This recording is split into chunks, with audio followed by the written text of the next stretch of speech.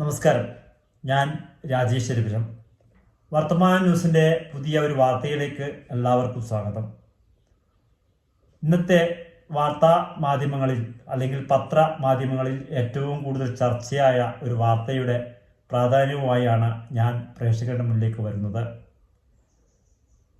കഴിഞ്ഞ ദിവസം നടന്ന സംസ്ഥാനത്തെ രാജേഷുമാരുടെ സംഗമത്തെക്കുറിച്ചുള്ള വാർത്തയാണ്. രാജസംഗമം എന്ന പേരിൽ സംഘടിപ്പിച്ച പരിപാടിയിൽ എൻ്റെ രാജേഷേട്ട എന്ന ഒരു വിളി ഞാൻ വെറുതെ വിളിച്ചു നോക്കിയതാണ്.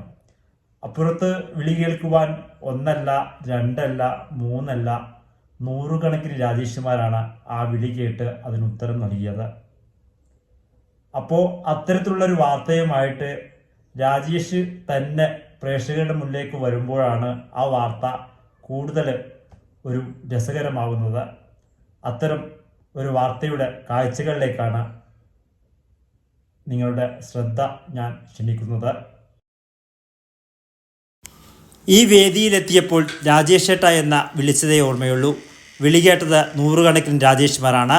വിളിച്ചതും രാജേഷ് തന്നെ.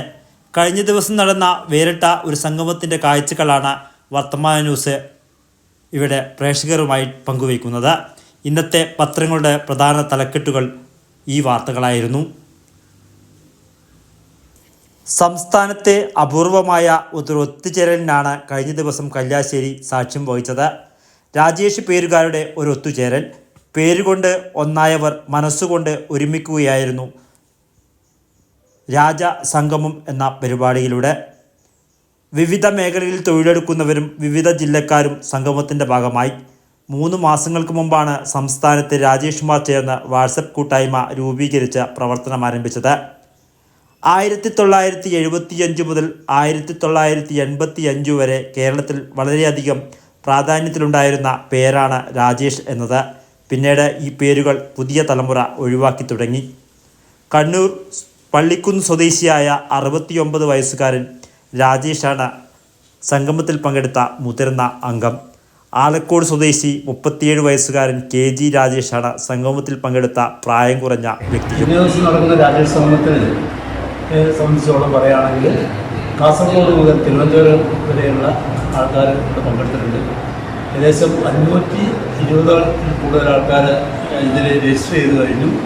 ഏതായാലും മുന്നേ ദിവസം ഉള്ള ഈ സംഭവവുമായി ബന്ധപ്പെട്ടുകൊണ്ട് ഉള്ള പ്രവർത്തനത്തിൽ പങ്കെടുത്തോടൊപ്പം തന്നെ അടുത്ത ദിവസങ്ങളിൽ ഇതിൽ ആൾക്കാർ കൂടി വരുമെന്നാണ് ഞങ്ങൾ കരുതുന്നത്.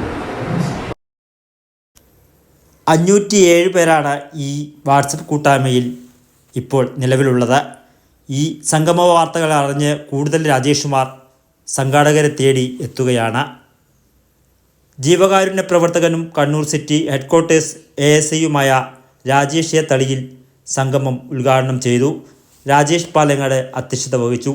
രാജേഷ് കല്യാശ്ശേരി, രാജേഷ് മാരാച്ചെറുകുന്ന്, രാജേഷ് പയ്യന്നൂർ, രാജേഷ് ബാലൻ, രാജേഷ് വടക്കാഞ്ചേരി, രാജേഷ് KV രാജേഷ് കയ്യോടൻ തുടങ്ങിയവർ സംസാരിച്ചു. തുടർന്ന് സംഗമത്തിൻ്റെ ഓർമ്മയ്ക്കായി വൃക്ഷത്തൈ നട്ടുകൊണ്ടാണ് സംഗമം പിരിഞ്ഞത്. തുടർന്ന് വേദിയിൽ വിവിധ കലാപരിപാടികളും അരങ്ങേറി.